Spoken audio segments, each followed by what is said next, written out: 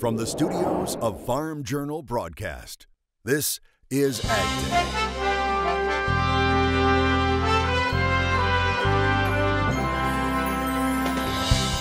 Fireworks of the Farm Bill facing a July 4th break on Capitol Hill. And agribusiness prepping for the big acreage report. If I was going to look for one of the two to increase more so than the other, I think I would look towards soybeans. Monitoring seasonal demand for beef, tracking bird flu to the sunny shores of New Jersey. You train your eye, you're looking for something very specific. Plus life lessons from the cab of a combine in Oklahoma wheat country. Agday, presented by the Chevy Silverado. High-strength steel for high-strength dependability.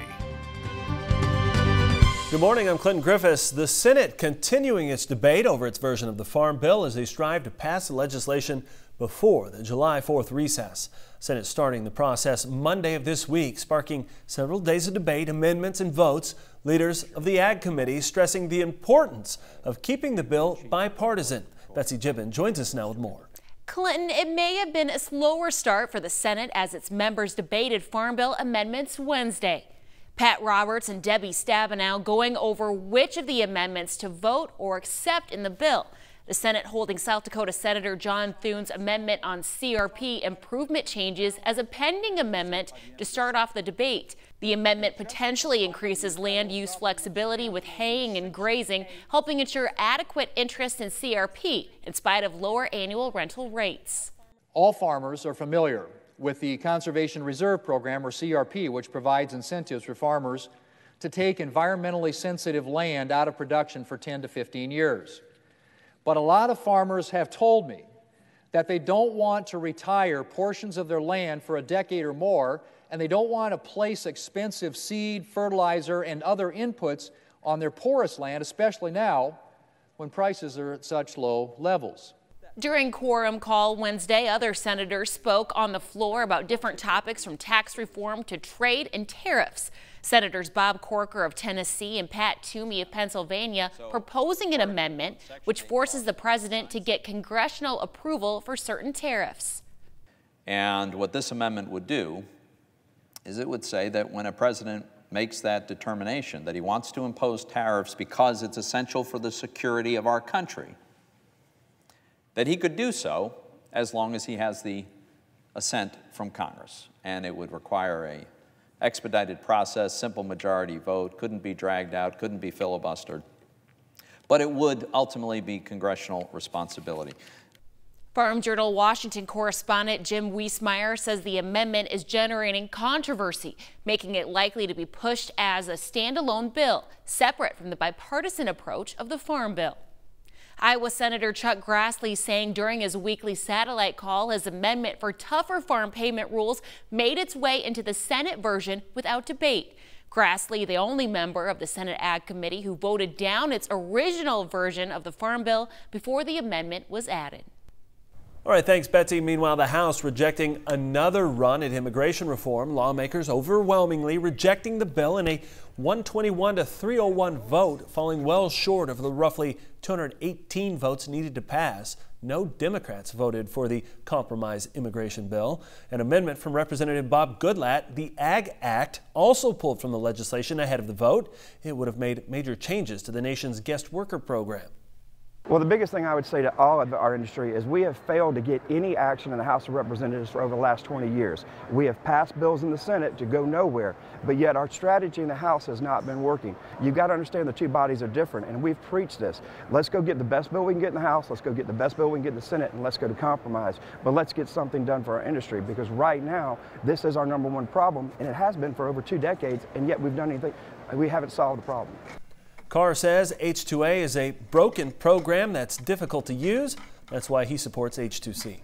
The World Health Organization says China self-reported an outbreak of highly pathogenic H5N1 bird flu this week. According to published reports, it is the first case of the H5N1 strain of the flu to be reported on a Chinese poultry farm since 2014. In this country, research on avian flu is a daily battle as viruses are constantly changing and mutating. Scientists are scouring the beaches for clues on how the virus evolves. The Jersey Shore, where Atlantic waves crash into sandy beaches, researchers are sifting through a mixing bowl for influenza. You train your eye. You're looking for something very specific. Along these pastoral shores, up to 300,000 shore birds and gulls come to frolic and feast between mid-May and early June. Many are migrating from South America. The birds gobble up eggs of the horseshoe crabs that emerge from the water to lay tiny eggs, where they eat. These birds also relieve themselves. The heavy concentration of different birds makes it one of the world's hotspots for bird flu. We have this essentially soup of different flu viruses, and what happens when you get a family of flu viruses together, they sort of start mixing and matching genetic elements. This place, the Delaware Bay of New Jersey, is ideal for scientists to seek clues on how flu viruses evolve, so they just might better protect people. The team scoops up flu-infected bird droppings in a tube and ships to Memphis, Tennessee, home to St. Jude Children's Research Hospital. There, researchers are seeking new clues as to how shorebirds are swapping flu strains. It's important because eventually we would like to be able to predict which would be the next pandemic of influenza. And at the moment, we fail to make predictions.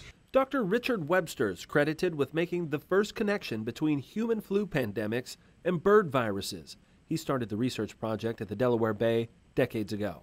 By doing this type of research, characterizing the viruses that are there, that's our end goal, is to be able to say, uh-oh, here's something we've got to worry about. The work at the Bay offers a small glimpse into similar but little-known efforts around the globe to better prepare for the next superflu. Mike Hoffman joining us now. He has another round of crop comments for the week. Good morning, Mike. Good morning, Clinton. Let's make our way south to Georgia. Ty Brett thought he'd show us the condition of the corn in that area by setting it next to a rifle stock. The area is forecast to receive some rain over the weekend.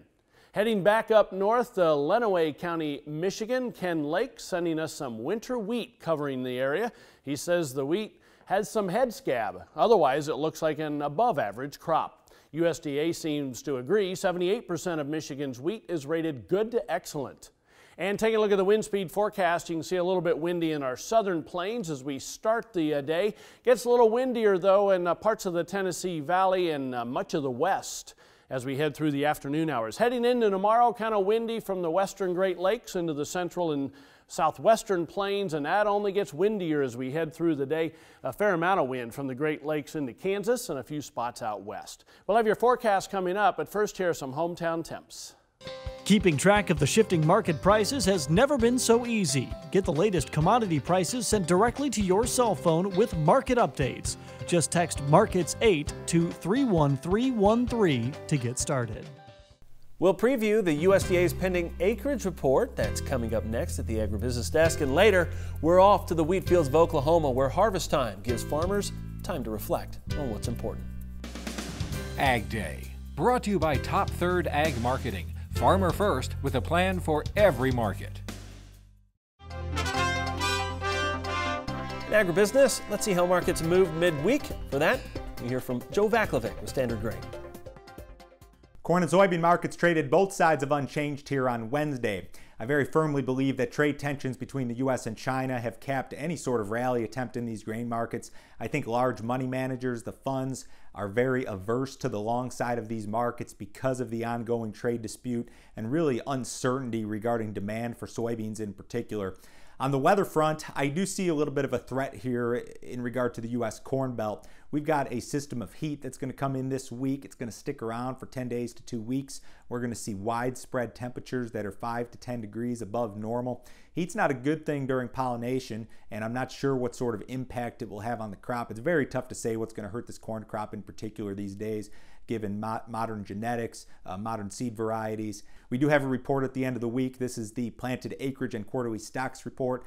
Both of those statistics could contain surprises. They very often do. It seems like the acreage numbers are always very difficult to guess. Traders are expecting larger corn and soybean acreage versus March. But I still think that the trade issues and then the issues with China in particular are the biggest driver of prices right now, and they really have kept a lid on grain prices, corn, soybeans, and wheat, really just across the board here. Here at the Agribusiness Desk today, we have Matt Bennett, Bennett Consulting, our guest. Matt, let's talk. You know, we've been talking acreage, it seems like, since last harvest season. Yeah.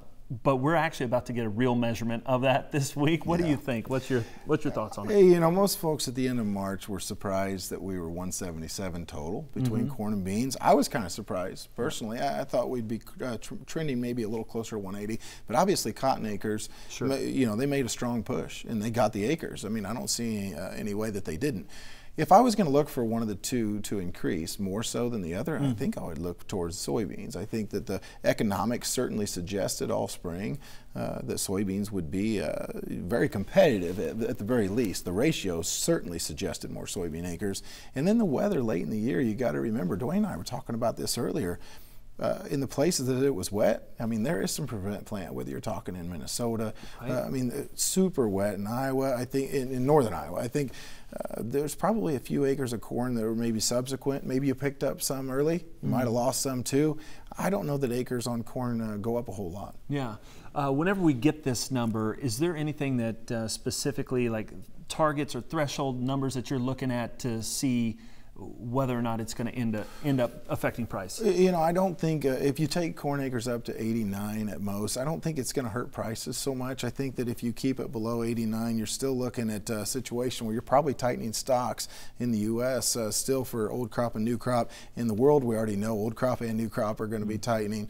As far as soybeans go, I think it's kind of expected, 1.5 million acre increase probably. I think if you get over, say, maybe 91.5 or so, it could be really adversely affecting prices for soybeans. Okay, so that's something to watch then. Absolutely. As we go beyond this report, acreage matter beyond that, or because we got to get to harvested acres, right? Yeah, I mean, we got to get to harvested acres. As you know, it's been super wet in some of the areas that they just continue to get pounded, so that might have some implications as far as harvested acres go on farther down the road. It's going to be very interesting to see how summer weather plays out. Yeah, absolutely. Appreciate you being here. Thank you. Back with more Agday, just a minute.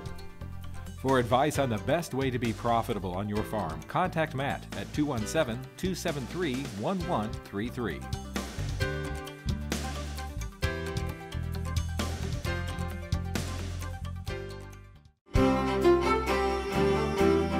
Welcome back to Ag Day. Meteorologist Mike Hoffman here, helping us sort through the weather. And Mike, as we look at this front, our last chance for cooler weather for a while, maybe? Yeah, looks like it. This front's going to bring some heat to most of the central plains. It'll be spreading eastward from there, taking over a lot of the country. To the north and northeast of that front, then, is going to be the best chances to get a little bit of rain along and north of these frontal systems, as you can see. You know, we're kind of also watching an interesting feature just off the west coast of Mexico there. It's shown on our computer model to be coming north, so perhaps as we head into this weekend and early next week, we might start to get some moisture back into the southwest because you folks have been missing it the past few days. Let's put the maps into motion. First area of low pressure moving through New England. Lots of rain in that area. Not necessarily real heavy, but it's going to rain off and on in some of those spots. Just spotty showers and thunderstorms developing in the heat of the afternoon from the Tennessee Valley into Florida. You can see not a lot along these fronts. As we head through the afternoon hours. Heading into the morning hours tomorrow, most of the rain with this system going to be up around the area of low pressure, North Dakota into Minnesota, and spotty activity down into Wisconsin. That warm front will continue to move to the northeast into the southwestern portions of the Great Lakes by the end of the day tomorrow, and that takes the 90s back into the Chicago area, Milwaukee area, and many parts of Indiana and obviously Illinois as well. Let's take a look at things then. Precipitation estimate past 24 hours. Most of it's been east of the Mississippi, as you can see, adding in the next 36. Our computer model is showing one little complex of thunderstorms from Missouri heading into western Tennessee as we head through today. Other than that, you can see we'll just add some of the spotty stuff throughout the southeast. New England continues to get that rain, although it comes to an end. And then we see that activity moving through the northern tier of states. High temperatures today. Some areas are going to be above the 100-degree mark in the central plains, obviously above 100 in the southwest. Low temperatures tonight going to stay very warm. Look at Omaha, 80 for a low, all the way down to the Gulf of Mexico. Still on the cooler side, eastern Great Lakes into New England, but that heat starts to move east. Lots of 90s showing up for much of the middle of the country tomorrow afternoon. Here's the jet stream, and you can see the ridge coming in. This is why it's a 2 or 3 day affair for the heat, and then we cut back on the heat. Now, yesterday, this model was showing a trough kind of developing into the Great Lakes. Yeah, that's a little bit of a difference. That would bring the heat right back as we head into the middle of next week for the 4th of July. That's a look across the country. Now let's take a look at some local forecasts. First of all, Fresno, California, lots of sunshine, not as hot. High temperature still 93 though. Russell, Kansas, partly sunny, breezy and hot, high up to 103. And Canton, Ohio, partly sunny, warm and humid, high around 84. All right, we'll check on cattle markets and supply pressure coming up next on Drovers TV. And later, we visit with an Oklahoma wheat farmer whose yields are short, but time in the cab is abundant and fruitful.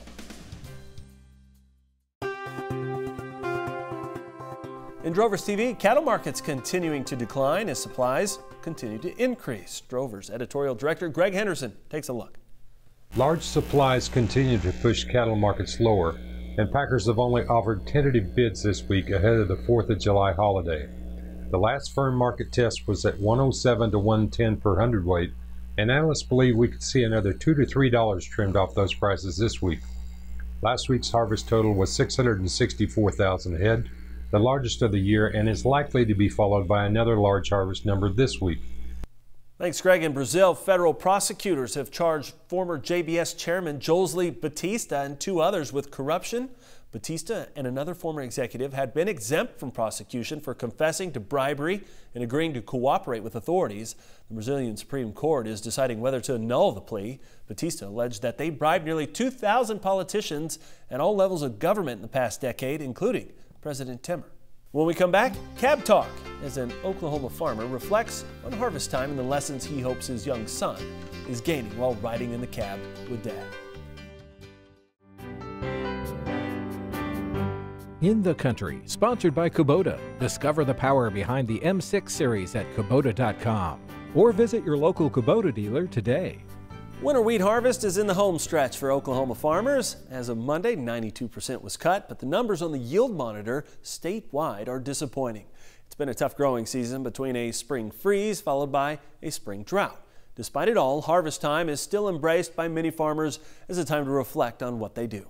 Lyndall Stout from Oklahoma State's Sunup jumps in the cab with one farmer as he brings in the golden grain. Right now, anything under 13. With his son Waylon in tow, Lyndall Vanneman says this is his happy place. That is my home. There's no place I'd rather be than in a combine.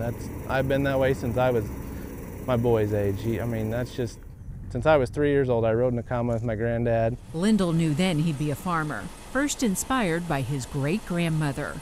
Her now centennial farm eventually became his.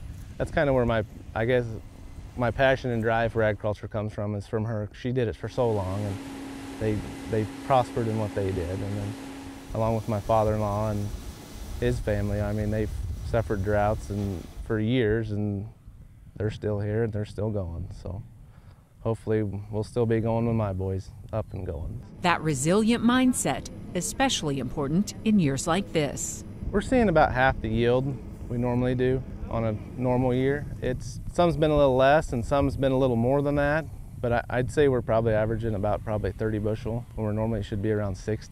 The plant's been so stressed out. It had drought, and then it had freeze, and then we had drought, and then we had a 4-inch monsoon right before the day we started cutting, which didn't really help anything. We've basically had everything thrown at us this year that would put us down, you know. The growing season, you never know what you're going to get. Like riding a roller coaster. It keeps you on your toes. Waylon, who turns 4 next month, is his #1 helper. Can we, it's the spins around, He has been in a combine since he was born. I mean, he's had to ride in one here, he's rode in one up north. He's lived in that thing as well as I am. And most of the time he wants to be out here too. If we're combining, he's combining on the floor. I mean, he's got toys. We've got There's combines and tractors on the back of the pickup. There's combines and tractors in the combine. Important time together for father and son, beginning lessons about farming and likely something much greater. If I can farm and I can do my best at doing it, then hopefully he can learn from me, and he will do his best, and his children will do the same. And the end result, hopefully, will just be a better world that we continue on with through us and through them and through generations to come, that we can do our best at feeding the world and give it our best shot. And that's all the time we have this morning. We're sure glad you tuned in. Spend part of your day with us. From all of us here at Agday, I'm Clinton Griffiths. Have a great day in Farm Country.